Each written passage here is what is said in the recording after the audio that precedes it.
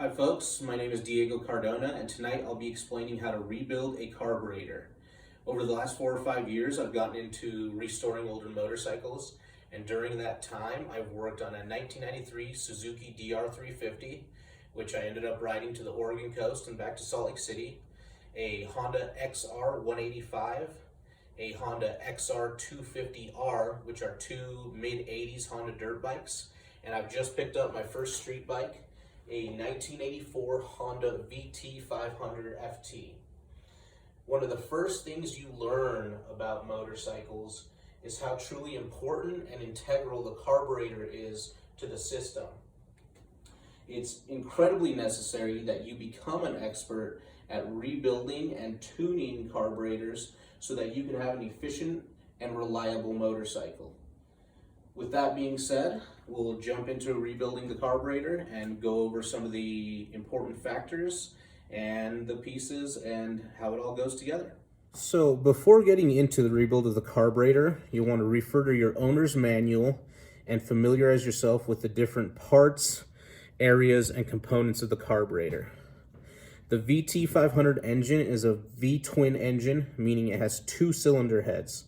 So it actually has this carburetor and this carburetor attached together. They're the exact same with the exception of one or two components. One is just flipped at 180 degrees. They have this sinking screw right here, which helps keep them in sync so that the two cylinder heads are running at the same rate and same efficiency. So we'll start by just pointing out some of the different components. You can see here, this is one of the air intake valves. This has this diaphragm that goes up and down. And you can see over here, this is one of the valves that enters the cylinder head and lets the air-fuel mixture enter and combust. You can see when I twist this, it opens up. This is actually the main difference between the two carburetors, is this is where the throttle cables connect. So when you twist the throttle, it pulls that and opens up the chambers for the air-fuel mixture to enter the cylinder heads. It also has the idle screw. Those are the two main differences between the carburetors. Other than that, they're the exact same. You can see here, there's this brass piece with a rubber cover, same as on this side, and those are going to be your choke plungers. You open those up on a cold day to increase the air-fuel mixture, and it'll help the carburetor, or the engine, start rather. So we'll get into taking this apart and rebuilding it. You'll want to start by removing your fuel lines. We have one on here. Usually they can be removed just by pulling. You might need to loosen them up with a flathead screwdriver, just prying them off a little bit. You always want to be very gentle and delicate, as these are all generally brass and aluminum pieces and do scratch and dent easily. It looks like this one is pretty old and potentially cracked and is just going to slide right off for us. Now we'll go to this side, and in the exact same part of the other carburetor is the other fuel line, and same thing, we'll just pull it right off. We'll set that aside. Next, what we'll do is we'll enter the float bowl. The float bowl is on the bottom of the carburetor and is located right here. Now you'll see in just a moment why it's referred to as the float bowl. Now the float bowl has this little screw located right here, which is actually a drain plug for the float bowl. When it sits like this and it's full of gas, if needed, you can unscrew that a little, and out of this little spout right here, any excess gas that's sitting in the float bowl will be released. So we'll go ahead and get a flathead screwdriver here and just bring that out. And I usually just go until I can grab it with my fingers, and we'll pull that out, and you can see that little drain plug right there, and we'll just set that to the side. Now we'll remove the float bowl cover. You'll grab an Allen key or Allen wrench, whichever you're used to calling it. You'll see that there's these 4 screws right here. Now, if they're ever too tight, you can use an impact driver to get them loose.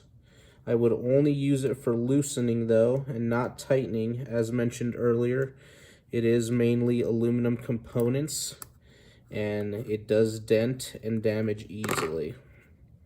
But for loosening, it should be just fine. And then you'll just bring each one of those out after you get them loose. Set them off to the side. If you need to set them on a piece of paper and label what they are next to them, or wrap a little piece around each of them, a little piece of Scotch tape around each of them and label it, that is always helpful as well. In time, you'll be able to memorize pretty much where all these components go. Now you can enter the float bowl, and you'll see right here, these are the floats, and that is why it is called the float bowl. So we will start first with naming each of the components and then removing them. Here we have the needle valve and the needle seat. That is what's connected to the floats. We have here the pilot jet and then the main jet. So we'll start first by removing the needle valve. Now the needle valve is connected by a tiny needle or pin right here that holds the float and needle valve assembly together. So from this side, we'll go ahead and just give it a little push, and that'll pop this out just a hair. You can grab onto it, and it'll release that. And again, we'll just set that to the side. And then you can bring up the floats, and as you can see, your little needle jet is hanging from it right there. And you can just pull that off, and you can see that small component there. You want to inspect the bottom of that for any unusual wear or denting, as that can affect the efficiency of how the carburetor runs. And then we'll just set the floats to the side as well. For the needle valve seat right here, you'll want to get, if I'm not mistaken, a size 9 or 10 socket. And it looks like it's a 10.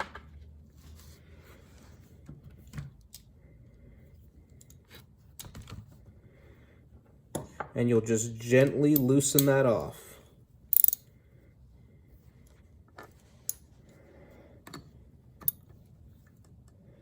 And that was already pretty loose, so that might be a factor in why the carburetor has not been running efficiently or properly.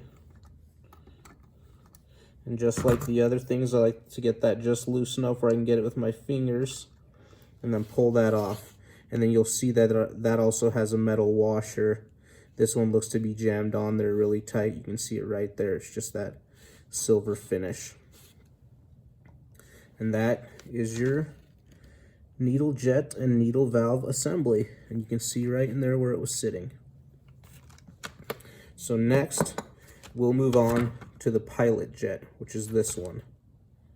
And for that one, you'll just need a flathead screwdriver. You put it in there, and once again, all these parts are brass and will dent very easily. You want to be very delicate with them. And you'll just pull that out just like other things mentioned. Get it loosened a little bit to a point where you could pull it out. And you can see on that one has a bunch of little different holes on it. This one you can see some gunk and residue on the outside again, probably contributing to the inefficient idle and inefficient running of the engine. And then a similar thing for your main jet right here. You'll just grab a bigger flathead that can span that whole distance, and you'll just loosen that up and just pull it out. Now, most of these metal components can be soaked or sprayed with carburetor cleaner and then followed up with some compressed air. And if needed, for these tiny little holes that you can see, you can run something very small like a guitar string through them. to get them nice and clean. And that is going to be all the components found in the float bowl.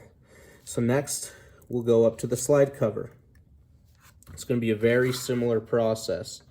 For this one, you'll just need an Allen wrench, a Phillips screwdriver. You'll go ahead and just loosen those a bit. Just like the bottom, there's 4 of them. For this particular carburetor, there is a slide and diaphragm inside of here that is spring loaded. So you'll want to go ahead and make sure that you keep a finger on there. Keep it nice and tight so that this thing doesn't fly off once you get it loosened up.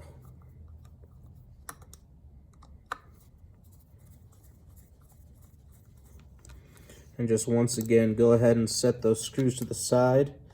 If you need to label them or anything like that, go ahead and do so that you're remembering where these go.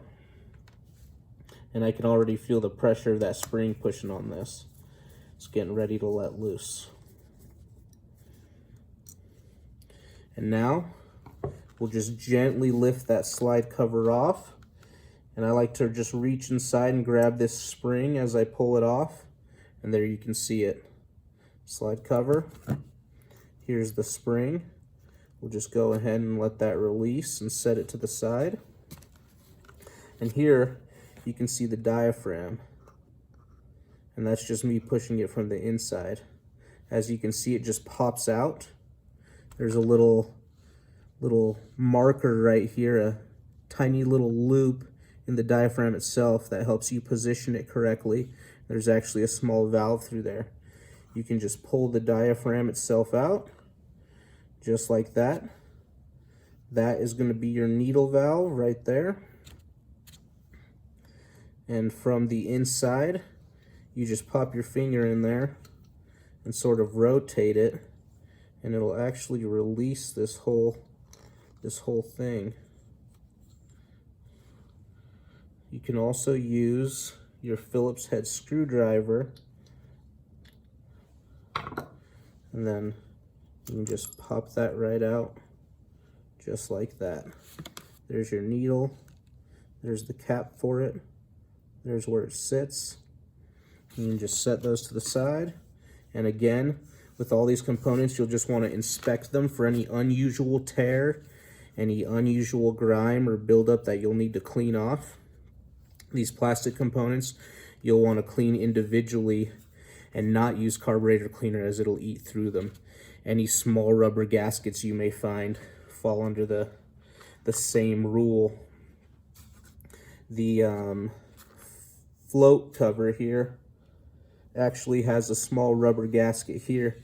You can see it's been smashed pretty good, so we'll want to get that replaced. Now, one more component, which is the choke component here, and I believe that one uses a 14mm wrench. And you just want to put that around the plastic nut-shaped side. Loosen it just a bit, and just like the other things, I always just loosen it until I can get it with my fingers, and then you'll be able to pull that choke plunger right out. You can see that component right there. Set that to the side for cleaning, and you can see right in there. And then last but not least, every carburetor has an air screw, which is located in this small hole right here. For a lot of carburetors, when they come stock, that actually comes capped with an aluminum plug. If you want to upgrade to a longer air screw that sticks out, or any other sort of upgrade really, what you'll need to do is you'll have to drill through the aluminum plug, pull it out, and that'll give you access to the little screw. Now let me double check. I've got a flathead here that's small enough. I'll just put that in there, and then just like everything else, you just unscrew that and back it out.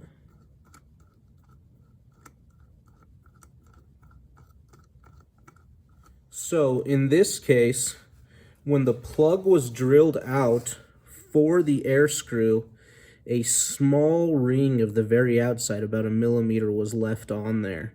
And so the air screw actually cannot be removed at this time until we drill out more.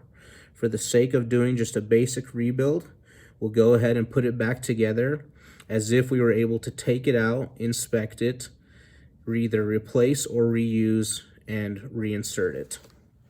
Just like the other components, you'll want to inspect it for unusual wear and make sure that the seat is still in a good place. So with this one, you'll want to go ahead and just get that until it's just barely set. It's very delicate. You don't want to over tighten it. As soon as it gets firm and gets a good, just barely seated on there, that's when you'll want to stop. This is when you'll refer to your owner's manual and see what the setting is for your air screw. For this one, it's 2 1/4 turns out. So once you've seated it, you'll back it out now, counterclockwise, 2 full, there's 1, 360-degree turns, 2, and then 1/4. And that's the setting for the air screw. Now, we'll move back to the slide cover. For this one, you'll want to grab your diaphragm if you're reusing it after it's been washed and inspected, and your needle, and you'll reinsert your needle. Now, since this is spring loaded and can be difficult to line up with your needle, what you'll want to do is set that on your Phillips head, just like you took it out. Let me move this to the side. And you'll hold your needle in like this, and you'll just go ahead and insert it from the bottom and get that lined up. And there's 2 small lips in there. You just give that a 1/4 turn and it's seated in there. Just like that. Now, as mentioned before, there's sort of a little position tab right here that goes around a small valve, and you want to make sure when you reinsert this, you get that lined up. You'll also want to make sure that as you're putting the needle back in, you make sure it goes into your needle jet, which is in the very center of your air intake right there. You'll just slide it on in. Then you'll come back up here, line up your little position tab there, and then make sure that the edge of the diaphragm is seated firmly and correctly in place in the groove here at the top where the slide cover will be placed. You'll just want to make sure that's good and seated there so it doesn't get smashed and cause any sort of damage to the cover. To the diaphragm, rather. You'll also see here on the cover, there's a small part sticking out there, which corresponds with the position tab here, and that's where you'll want to seat that. You'll go ahead and get your spring in there, get it lined up with the holder on the cap.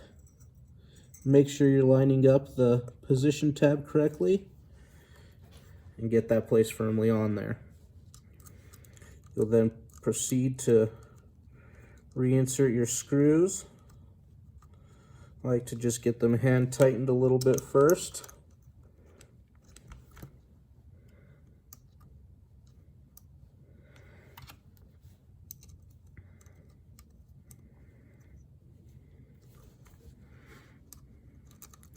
And just make sure that that slide cover is not going anywhere. And then, of course, grab your Phillips. And when you start tightening things, once again, this is all aluminum and brass pieces. You'll want to get it tightened snug and firm, but not over tightened. It is not difficult to damage the aluminum on the carburetor.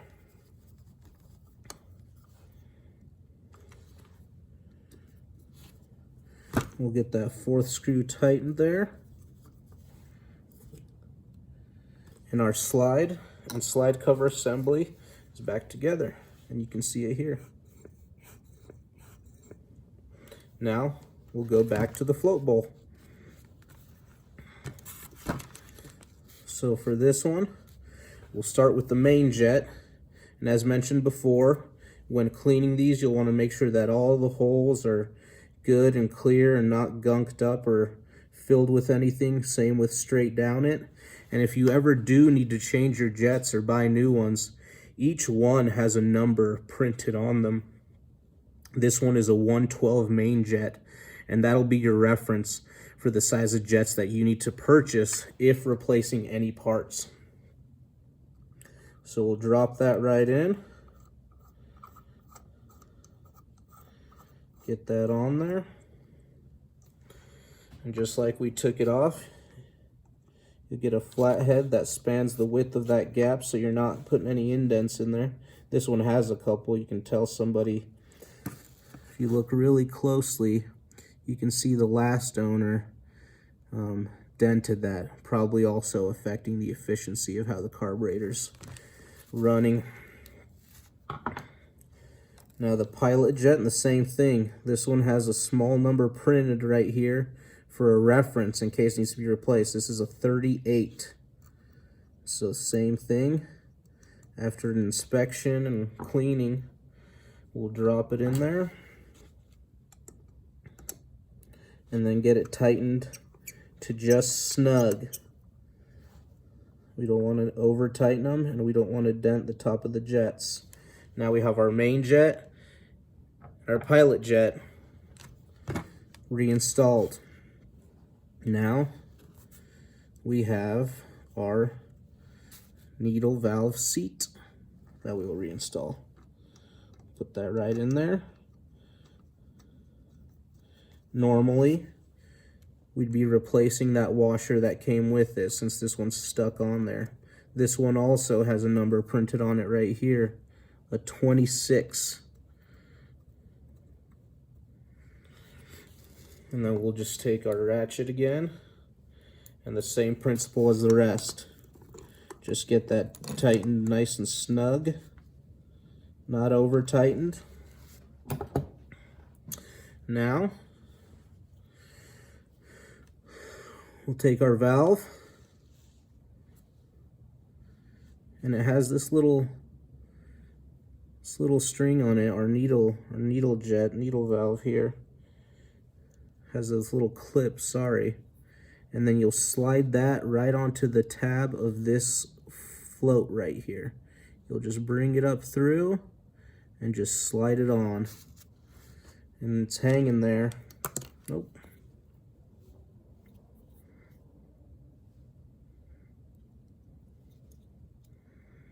And then you want to carefully place that into the needle valve seat. You just want to make sure that's all lined up correctly.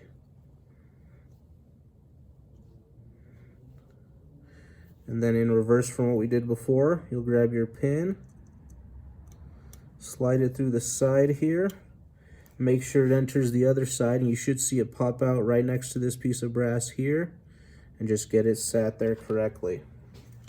Now, when you're tuning your carb, again, referencing the owner's manual, what you'll want to do is hold the carb at about a 45-degree angle, this bottom angle here, just so the float is just touching the needle valve, and you'll measure the height from this lip here to the top of this float to make sure the float height is correct.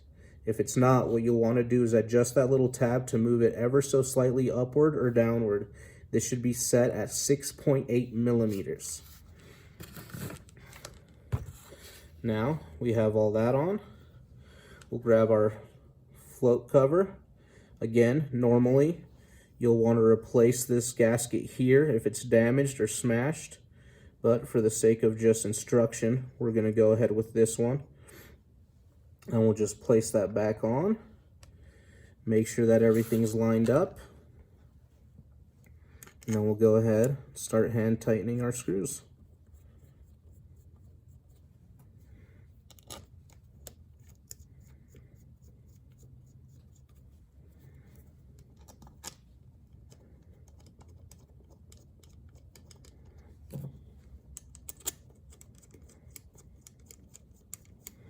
Grab your Allen key or Allen wrench.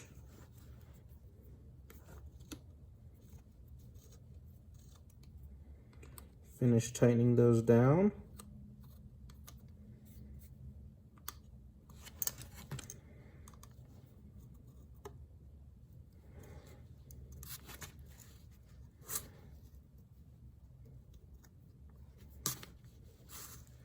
And then just go back and make sure each one is nice and snug, not over tightening.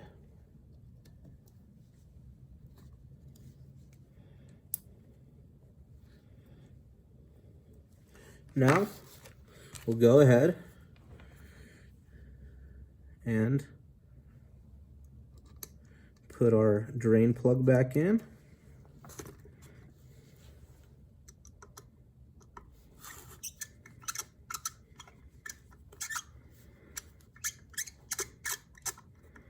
And that is fine if it gets seated all the way, because that lets gas in or out. And when it's running and everything's good, you'll want that gas in there. If you're ever going to put your bike away for an extended period of time, you'll want to go ahead and empty that gas so varnish doesn't build up in the bottom of your float bowl here or anywhere else in your carburetor.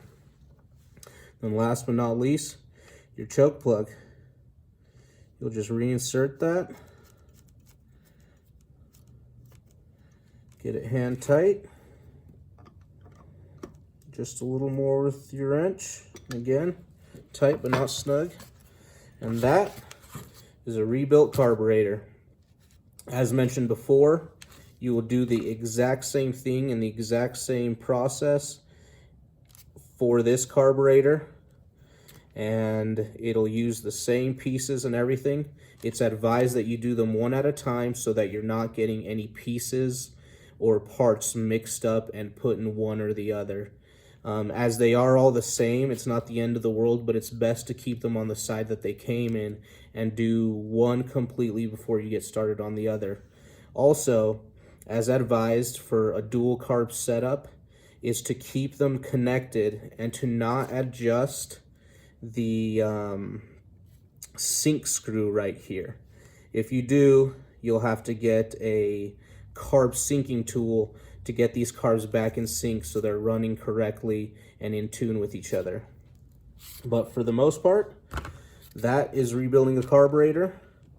If your fuel lines were oriented in the correct locations, you can go ahead and put those back on. This one would just slide back on to that one right there. This one connects to the other side. Slides right on to that port right there, and it's ready to go back in the motorcycle.